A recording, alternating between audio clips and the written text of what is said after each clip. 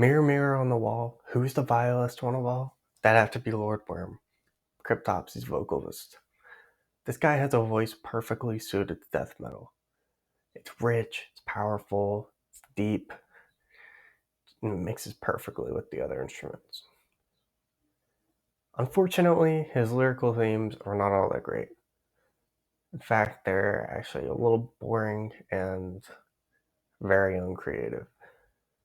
They follow the typical death metal tropes of anti-Christianity and gore. However, his style makes up for that, especially on songs like Dead and Dripping, which is one of the two very famous Cryptopsy songs on this album.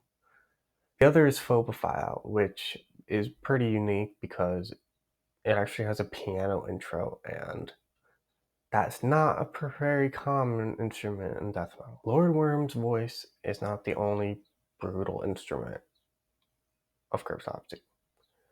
Everything else, guitar, bass, drums, everything is absolutely filthy, and they are masters at their craft. The band's guitarist is John Levasseur, and he just has some crazy riffs on this album. All his palm muted, chromatic, brutal death metal riffs. Now, there is another really unique thing about this record, and it's because of the addition of bassist Eric Langlois. This guy added funky slap bass into Cryptopsy's sound.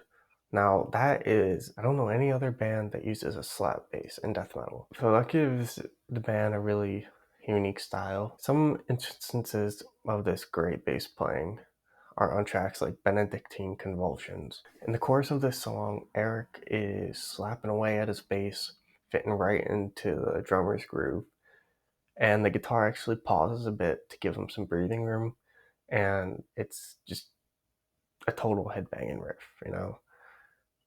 I mean, normally bass lines are not, but this is the exception.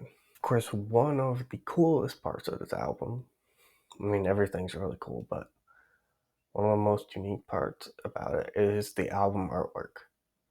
So this is actually a real painting.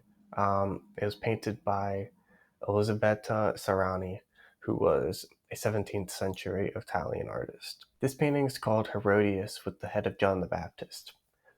So Herodias was a Judean princess who basically plotted the execution of John the Baptist, who was a pretty important figure in Christianity. However, there's a little bit more to this painting than just that. And by that, I mean the artist herself. She was actually an early feminist. She started a school of art for women, and she taught women to paint who wouldn't otherwise have had the opportunity to have lessons. So maybe there's a little bit more to None So Vile than meets the eye. Thanks so much for watching. If you like this video, make sure to subscribe because I post new album reviews every Sunday, and also check out my blog for more music content, and I'll leave a link for that in the description. Till next time, show the horns.